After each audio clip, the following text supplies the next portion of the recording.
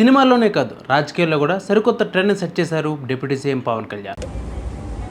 ప్రజా సమస్యల పరిష్కారానికి డిప్యూటీ సీఎం పవన్ కళ్యాణ్ వినూత్న కార్యక్రమాన్ని చేపట్టారు. వెండితెర ప్రత్యక్ష ప్రసారం ద్వారా మంగళగిరిలోని తన క్యాంపు కార్యాలయం నుంచి ప్రజలతో ఆయన ముఖాముఖి నిర్వహించారు. మన ఊరు మాటామంతి కార్యక్రమం ద్వారా ఈ శ్రీకాకుళం జిల్లా టెక్కలి మండలంలోని రాబివలస గ్రామస్తులతో ఆయన మాట్లాడారు.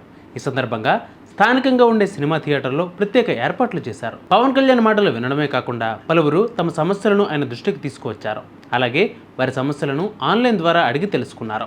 గ్రామస్తుల సమస్యలు వెంటనే పరిష్కరించేలా చూడాలి అని ఉన్నత అధికారులను ఆయన ఆదేశించారు. రాష్ట్రంలో అన్ని ప్రాంతాల్లో ఈ కార్యక్రమం నిర్వహించనున్నట్లు పవన్ వెల్లడించారు.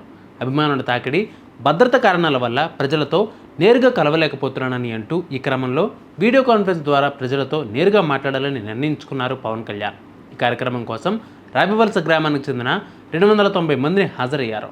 గురువారం ఉదయం 9 గంటలకు మొదలైన ఈ లైవ్ షో 3 గంటలకు పైగా సాగింది. ఇది ఇలా ఉంటే వెండితెర ప్రజల వేదన తీర్చే సాధనంగా మార్చారంటూ డిప్యూటీ సీఎం పవన్ కళ్యాణ్ను గ్రామస్తులు ప్రశంసించారు. గ్రామస్తుల సమస్యలు వెంటనే పరిష్కరించేలా చూడాలి అని ఉన్నత అధికారులకు పవన్ కళ్యాణ్ ఇప్పటికే ఆదేశాలు జారీ చేశారు. వెండితెరను ప్రజల వేదన తీర్చే సాధనంగా మార్చారు అంటూ డిప్యూటీ సీఎం పవన్ కళ్యాణ్ను గ్రామస్తులు తెగ ప్రశంసిస్తున్నారు.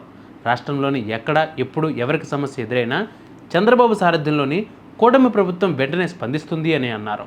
అలాగే రాష్ట్రంలో చోటు చేసుకుంటున్న ప్రమాదాలపై సైతం వెంటనే స్పందిస్తూ అధికారులకు కీలక ఆదేశాలు జారీ చేశారు పవన్ కళ్యాణ్. ఈ క్రమంలోనే చిత్తూరు, విజయనగరం జిల్లాలోని ఏజెన్సీ ప్రాంతాల్లోని రైతుల ఏనుగుల వల్ల తీవ్ర ఇబ్బందులు పడుతున్నారు. ఈ సమస్యను స్థానిక రైతులు డిప్యూటీ సీఎం పవన్ కళ్యాణ్ దృష్టికి తీసుకువెళ్లారు. దీనితో కర్ణాటకలోని 6 కుంకి ఏనుగులను అప్పగించాలని, ఏపీకి అప్పగించాలని ఆ రాష్ట్ర ప్రభుత్వాన్ని డిప్యూటీ సీఎం పవన్ కళ్యాణ్ కోరారు.